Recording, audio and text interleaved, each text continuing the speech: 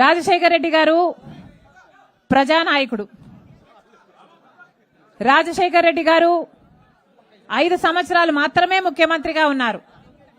కానీ 5 సంవత్సరాలలో ప్రజలకు ఏమి కావాలి అని ప్రజల నాడి కనుక్కొని మరి పథకాలను రూపొందించి ఆ పథకాలను బ్రహ్మాండంగా అమలు చేశాడు రాజశేఖర రెడ్డి గారు. ఆరోగ్యశ్రీ అయితేనేమి, ఫీజు రీయింబర్స్మెంట్ అయితేనేమి, పావలా వడ్డీకే రుణాలు అయితేనేమి, లేక అమ్మ మీరు మాట్లాడకూడదు, లేక 46 లక్షల మందికి ఇల్లులు కట్టడం అయితేనేమి, లేక రైతులకి అండగా నిలబడ్డం అయితేనేమి, రాజశేఖర రెడ్డి గారికి ఎవరూ సాటి కాదు. రైతులనైతే రాజులు చేసిన వాడు రాజశేఖర రెడ్డి గారు. రైతుల్ని నెత్తిన పెట్టుకున్నవాడు రాజశేఖర రెడ్డి గారు. అలాంటి రాజశేఖర రెడ్డి గారు ముఖ్యమంత్రిగా ఉన్నప్పుడు 20 ఏళ్ల క్రితం ఇదే బండ్లపల్లి గ్రామంలో రాజశేఖర రెడ్డి గారు, సోనియా గాంధీ గారు, అప్పటి కాంగ్రెస్ పార్టీ అధ్యక్షురాలు మన్మోహన్ సింగ్ గారు, అప్పుడు ప్రధానమంత్రి గారు అందరితో కూడా వచ్చి రాజశేఖర రెడ్డి గారు ఇదే బండ్లపల్లిలో పక్కనే 20 ఏళ్ల క్రితం ఫిబ్రవరి 2వ తేదీన 2006న మహాత్మా గాంధీ జాతీయ గ్రామీణ ఉపాధి హామీ పథకాన్ని ఇక్కడే జన్మింపచేశారు. మీ గ్రామంలో జన్మింపచేశారు. ఎందుకంటే అనంతపురం జిల్లా కరువు జిల్లా కాబట్టి. ఎక్కడైనా చేసుండొచ్చు.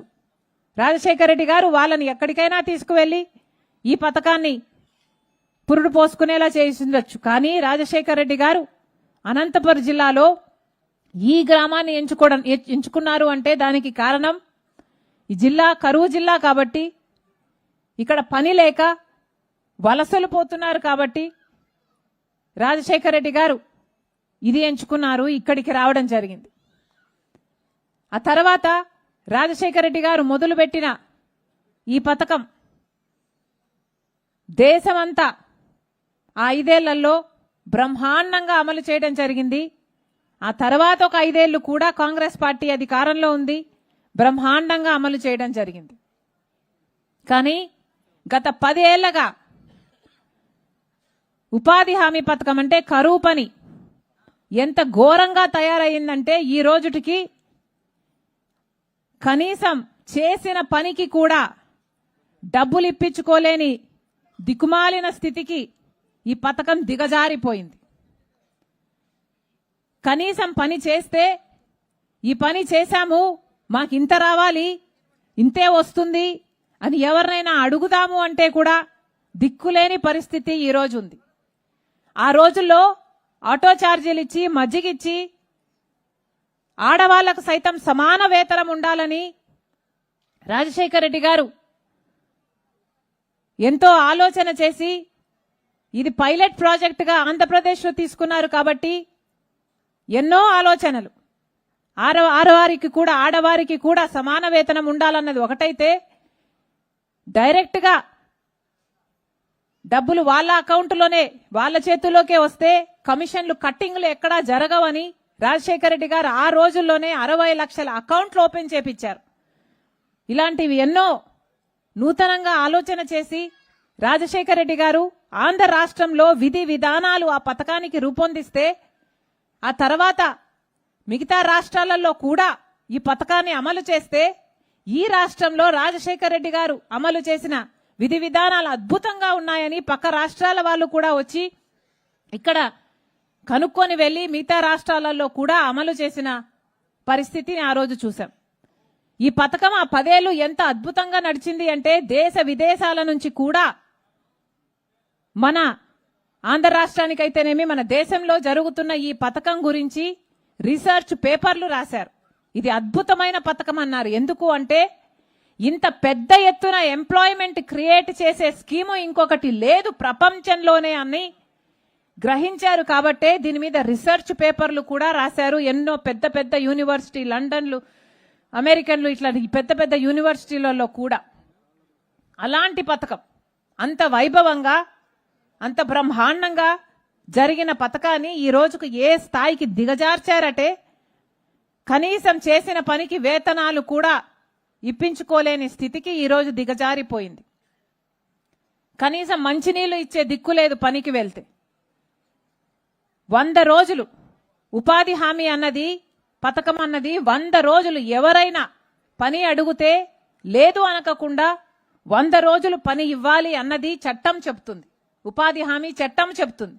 రాజశేఖర రెడ్డి గారు ముఖ్యమంత్రిగా ఉండంగా, కాంగ్రెస్ పార్టీ అధికారంలో ఉండంగా ఈ పథకము అలాగే 100 రోజుల పాటు నడిచింది. ఇప్పుడు ఎన్ని రోజులు నడుస్తుందో తెలుసా? కనీసం 50-60 రోజులు కూడా నడవడం లేదు. గత సంవత్సరం 52 రోజులు మాత్రమే నడిచింది. అంటే ఏ ఒక్క కుటుంబము కూడా 100 రోజులు పని ఏ ఒక్క కుటుంబానికి కూడా ఇవ్వలేదు. యావరేజ్ మీద తీసుకుంటే కేవలం 52 రోజులు మాత్రమే సంవత్సరంలో పని ఇచ్చారు పాలకులు. అంతకుమించి డబ్బులు ఇవ్వలేదు కాబట్టి పని లేదు అని పంపేశారు. ఒకప్పుడు అంత వైభవంగా జరిగింది. ఈ మధ్య ఈ కాలంలో పోయిన సంవత్సరం చూసుకున్నా 52 రోజులు మాత్రమే సంవత్సరానికి పని ఇచ్చారు. ఇలా 1 కాదు 2 కాదు, ఎంతో వైభవంగా రాజశేఖర రెడ్డి గారు ఉండంగా లక్షల మంది ఉపాధి హామీలో పనిచేస్తే పోయిన సంవత్సరం ఒకటే సంవత్సరంలో 20 లక్షల జాబ్ కార్డులు తొలగించేసింది ప్రభుత్వం. 20 లక్షల జాబ్ కార్డులు అంటే పేదవాడు పని చేసుకోకూడదన్నమాట. ఎందుకంటే పేదవాడు పని చేస్తే వాడికి మళ్ళీ డబ్బులు ఇవ్వాలి కాబట్టి. ఇది వరకైతే చట్టంలో 100% కేంద్రమే పెట్టుకోవాలి. ఉపాధి హామీ బడ్జెట్ మొత్తం కేంద్రం పెట్టుకోవాలి అన్నది చట్టం అయితే, ఇప్పుడు బీజేపీ పార్టీ కొత్త చట్టం తెస్తుందట. ఆ చట్టం విబి గ్రామ్ అంటారట. ఆ చట్టంలో రాష్ట్రం కూడా 40% పెట్టుకోవాలట, కేంద్రం 60% మాత్రమే పెట్టుకుంటుందట. మన రాష్ట్రం ఉపాధి హామీకి డబ్బులు పెట్టుకునే స్థితిలో ఉందా? ఇప్పటికే మన రాష్ట్రంలో జీతాలు ఇవ్వడానికి కూడా, ప్రభుత్వంలో పనిచేస్తున్న వారికి జీతాలు ఇవ్వడానికి కూడా డబ్బులు లేవు. జగన్మోహన్ రెడ్డి గారు యథేచ్ఛగా అప్పులు చేశారు. చంద్రబాబు గారు యథేచ్ఛగా అప్పులు చేస్తున్నారు. ఇప్పటికే మన రాష్ట్రం మీద 11,000 కోట్ల అప్పు ఉంది. 11,00,000 కోట్ల అప్పు ఉంటే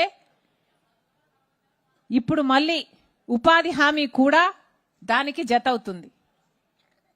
ఈ ఉపాధి హామీ ఇలాగే నడపాలి అంటే 5,000 కోట్ల రూపాయలు సంవత్సరానికి ఖర్చు పెట్టాలి. పెట్టగలరా? చంద్రబాబు గారు ఖర్చు పెట్టగలరా? మన రాష్ట్రంలో ఇప్పటికే బిడ్డలకు ఉద్యోగాలు లేవు.